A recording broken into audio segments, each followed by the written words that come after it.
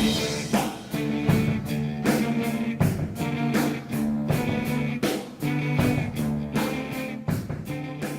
everybody, it's Double B Billy Boudreaux, aka Wrestle Gamer, back with another installment of WGS-TV right here on the WGS YouTube channel. Now, I have, for those of you who don't know, I do have a cable box from Cox Communications, and I do have the on-demand service. And for the longest time, I've always had problems. I've tried to fix it, but I've been able to. Cox doesn't know what's wrong. The only piece of advice they could give me is to switch out the box.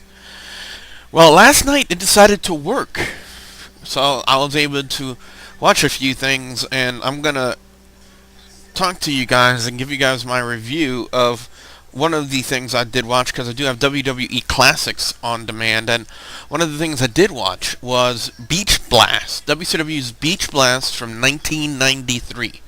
Yeah, 1993. How about that, guys?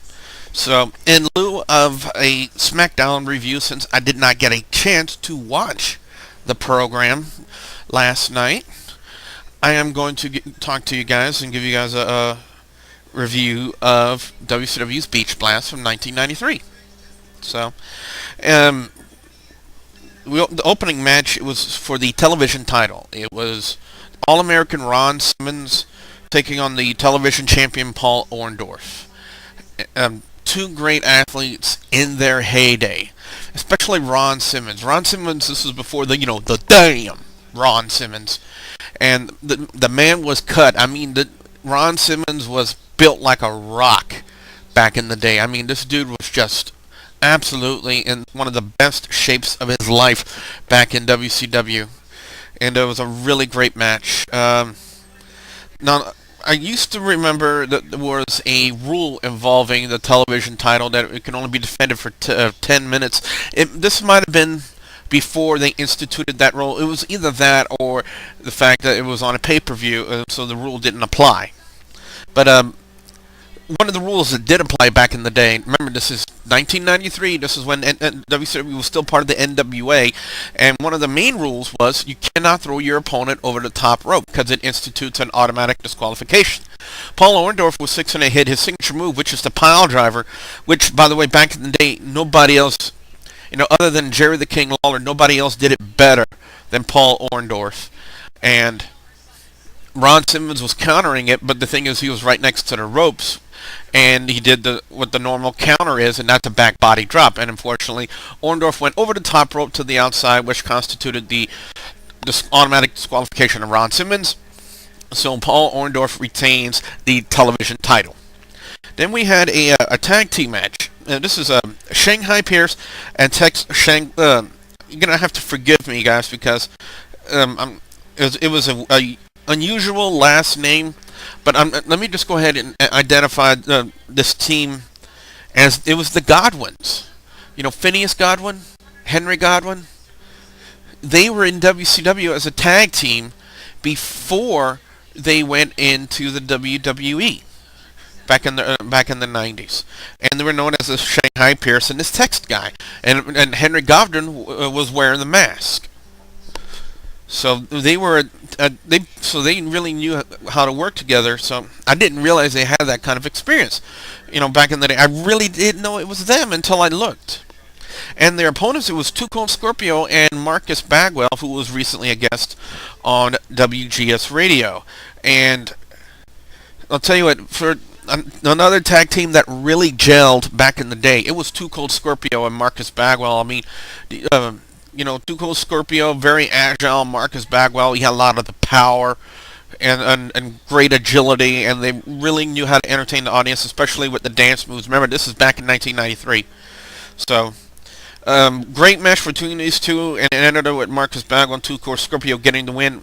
I believe it was on Shanghai Pierce. Marcus Bagwell hit the back suplex, which then in turn led to Too Cold Scorpio hitting the 450 splash. And for 1993, that wowed a lot of people. It was that 450 splash from Too Cold Scorpio.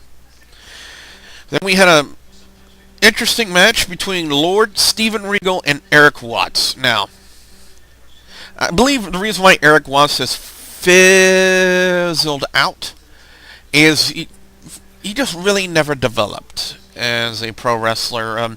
Even back when he was in NWA TNA, I just wasn't impressed with what he had to offer. I was just not a big Eric Watts fan. He really just, you're supposed to wow and hold the audience's interest in professional wrestling and any professional wrestling show, and Eric Watts just did a poor job of doing that. I believe the only reason why he had a job back in the day was in WCW around the NWA era was because of his dad, Cowboy Bill Watts.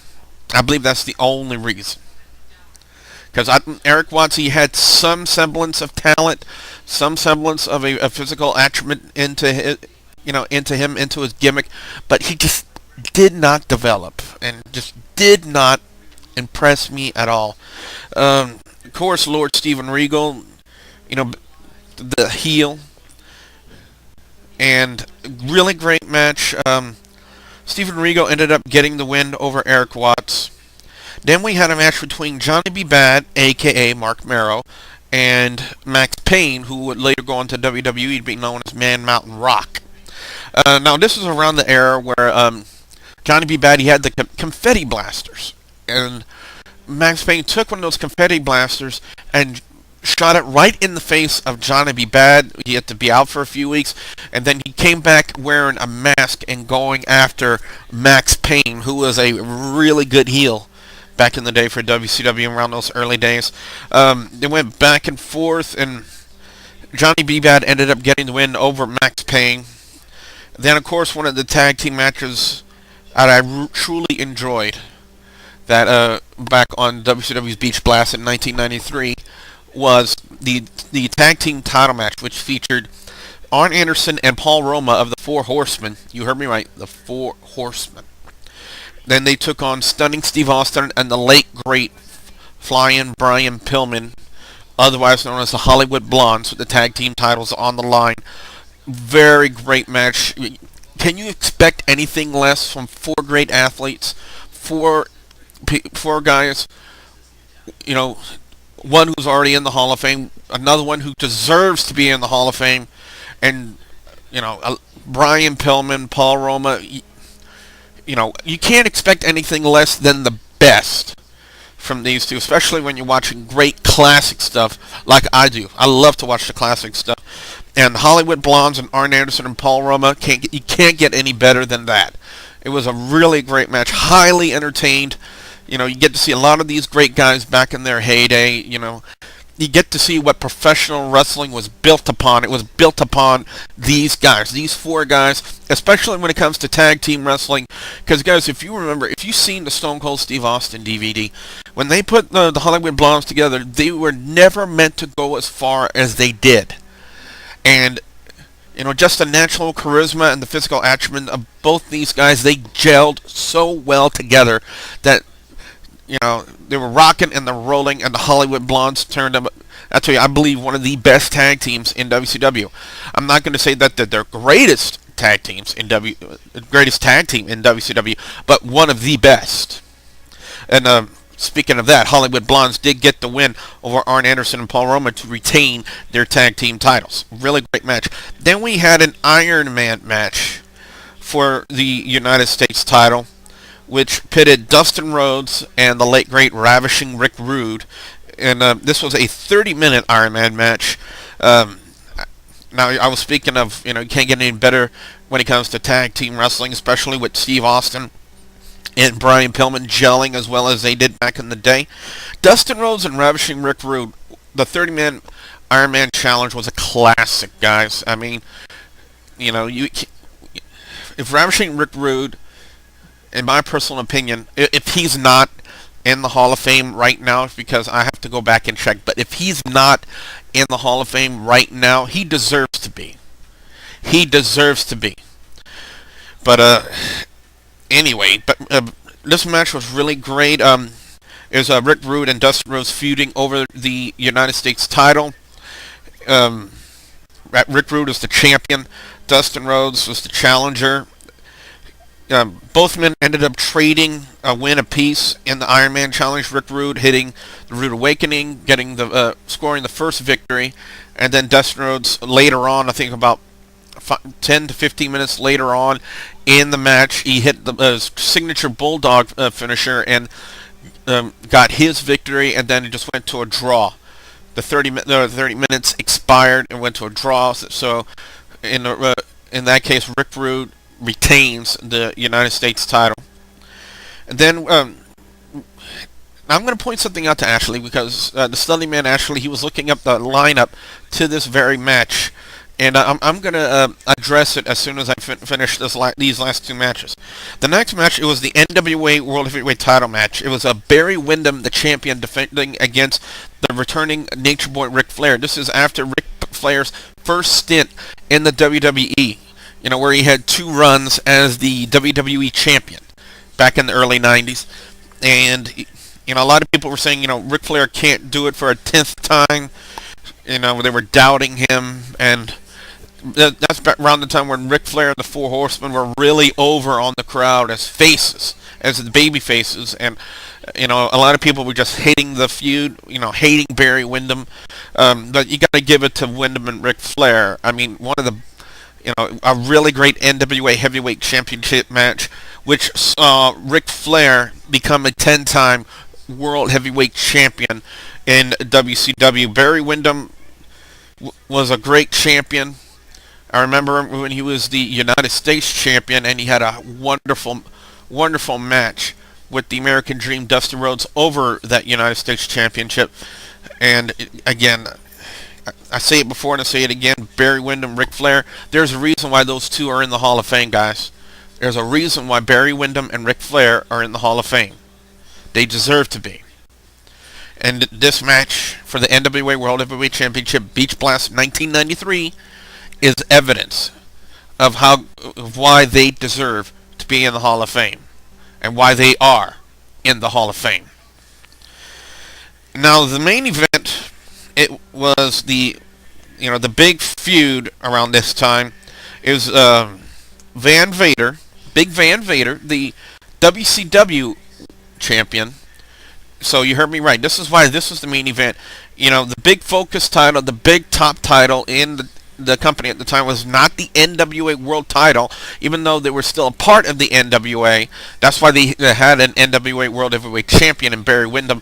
But they had their own champion, the WCW World Heavyweight Champion, which was Big Van Vader. It was Big Van Vader, who had Harley Race as his manager, teaming up with Sid Vicious, who had Colonel Robert Parker as his manager. They were known as the Masters of the Powerbomb, going against the late great British Bulldog Davey Boy Smith and Sting. This has been a feud between these two teams that had built up for the longest time.